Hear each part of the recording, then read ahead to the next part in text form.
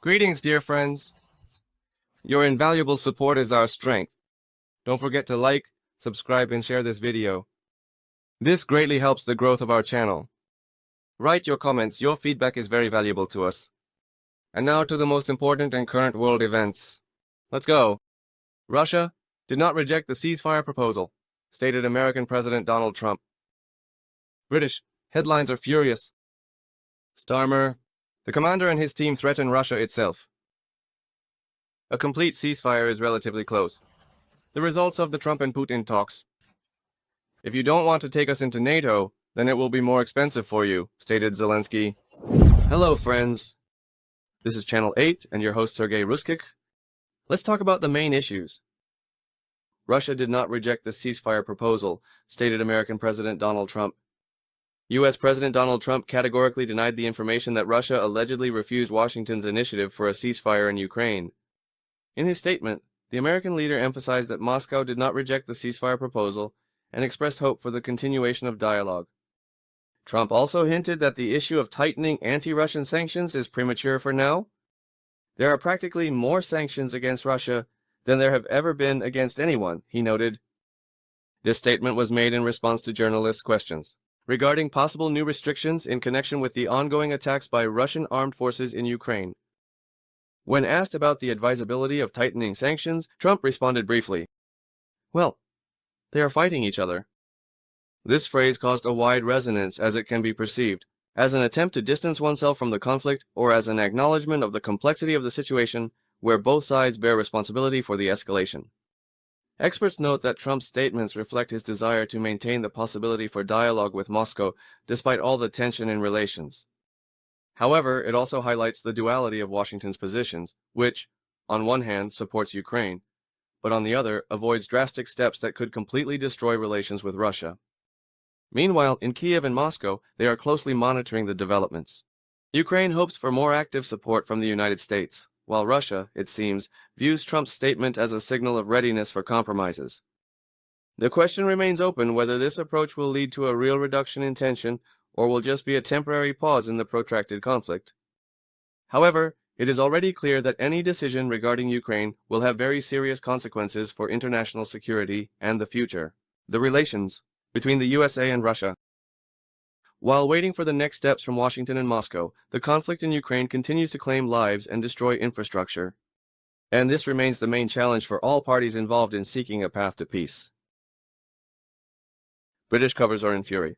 Starmer and his team are threatening Russia. Oh my, what a statement. In recent days, the British media have literally exploded with headlines full of furious threats towards Russia. The Prime Minister of the United Kingdom, that Keir Starmer and his wild government and military are making loud statements that sound like a warning to Moscow. The tone of the articles and speeches is so sharp that it gives the impression that London has gone mad.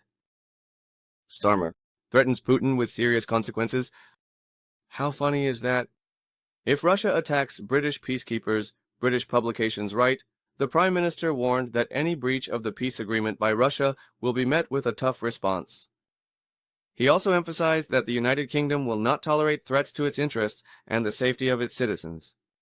And where are the UK's citizens in Ukraine, you might ask? But the threats do not end there. The Royal Air Force offers to ensure the security of the skies over Ukraine, British media report. This statement sounds like a direct challenge to Russia, which has repeatedly warned against the inadmissibility of third-country intervention in this conflict. The most striking statement came from the UK Defence Minister. Britain is sending a message to Putin regarding deterrence. "We have nuclear weapons capable of causing significant damage if we are attacked," he stated.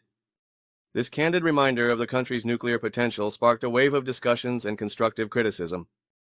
Many experts believe that such statements only increase tensions and could lead to a very dangerous escalation in the world. British covers, newspapers, and news portals are all competing to see who can more loudly declare London's readiness for confrontation. Oh my, how funny this is, guys. However, behind the loud headlines lies a complex reality. The United Kingdom, like other NATO countries, is trying to balance between supporting Ukraine and avoiding a direct confrontation with Russia. They fear Russia, yet they do not fear it. Meanwhile, in Moscow, such statements are perceived as an attempt at pressure. Russia has repeatedly stated that it is ready to defend its interests and security, but at the same time emphasizes that it does not seek escalation. The question remains open whether these threats become a real basis for policy or will remain merely rhetoric. However, it is already becoming clear that each side will fight for its interests, and any careless word can have very serious consequences. While the world watches the development of events, the main thing is to prevent words from turning into actions that could lead to irreparable consequences in the form of a nuclear apocalypse. After all, in a game where global security is at stake, the stakes are too high. A complete ceasefire is relatively close. The results of the talks between Trump and Putin. The special representative of the U.S. President, Stephen Witkoff, stated that a complete ceasefire in Ukraine is relatively close. This statement was made following the talks between U.S. President Donald Trump and Russian President Vladimir Putin. Witkoff also called the leaders of the two countries great and emphasized that their cooperation is aimed at the benefit of all humanity. These two great leaders have united for the good of humanity, Witkoff stated. He also noted that the parties have made significant progress in discussing key issues, including the cessation of attacks on energy infrastructure and the introduction of a moratorium on shelling in the Black Sea. Until recently, we did not have a consensus on these two aspects: the cessation of fire on energy and infrastructure and the moratorium on shelling in the Black Sea. And today we have reached that point. And I think that from there to a complete ceasefire is not too far, said the special representative. Earlier, Witkoff announced a new round of negotiations which will take place on Sunday in Saudi Arabia. This meeting will be the next step towards resolving the conflict that has been ongoing for several years. In Ukraine, experts predict that the agreements reached. This is an important, but only the first step. Achieving a complete ceasefire and long-term peace will require not only political will but also the readiness of both sides to make compromises. Meanwhile, a certain caution remains in Kiev and Moscow. Ukraine fears that any concessions could be used by Russia to strengthen its positions in the occupied and returned territories. Russia, in turn, insists on considering its interests, including security issues and the status of Russian Crimea. It remains an open question whether the negotiations in Saudi Arabia will become a real step towards peace or just a temporary respite in the protracted conflict. However, it is already becoming clear that each side will actively fight for its interests, and the diplomatic process will require significant effort and patience. While the world awaits the results of the meeting in Jeddah, thousands of people in Ukraine continue to live under war conditions, and it is their fates that will be the main measure of the success or failure of these negotiations. Don't want to join NATO? Then it will be more expensive. Zelenskiy on security guarantees for Ukraine. The president of Ukraine, Volodymyr Zelenskiy, stated in his speech that the most effective economic way to ensure the country's security is NATO membership. He emphasized that the alliance already has established monitoring and guarantee mechanisms that could serve as reliable protection for Ukraine. God, what is this addict smoking? I have always advocated and supported the cheapest way of monitoring and ensuring security guarantees. That is NATO.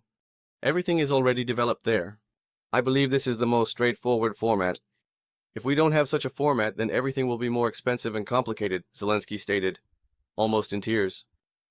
The head of Overdue, Ukraine, also emphasized the need for great unity and promptness from the European Union. According to him, Ukraine is fulfilling its obligations on the path to European integration, and now the EU must speed up the negotiation process. The European Union needs more unity, speed, and the ability to deliver on promises. Ukraine is fulfilling its part of the obligations. Regarding the extortion of money from the European Union, regarding accession, the negotiation process should correspond to this, he noted. Amid ongoing ceasefire negotiations, Zelensky announced that Ukraine will present a list of objects and infrastructure to the U.S. that it proposes to include in the truce. This initiative will be part of the discussion at the meeting on Monday. But, as always, this addict will deceive everyone. At the same time, Zelensky also ruled out the possibility of involving peacekeepers, the UN, to ensure security. The UN cannot guarantee Ukraine's security. The option with peacekeepers is not being considered, he stated. Zelensky paid special attention to the issues of the country's recovery. He announced that the Czech Republic will take patronage over the Dnipropetrovsk region, helping with the development and recovery of the region. This has become part of the international support that Ukraine has been actively developing since the beginning of the conflict. Experts also note that Zelenskyy's statement reflects Ukraine's desire to strengthen its position on the international stage and obtain security guarantees. However, the path to NATO and EU membership remains challenging, and it requires not only internal reforms but also support from key players. Meanwhile, Ukraine continues to balance between seeking peace and protecting its interests. And it is precisely the decisions made in the coming months that will determine the future of the country, whether it will thrive or be destroyed, and its place in the new architecture of European security.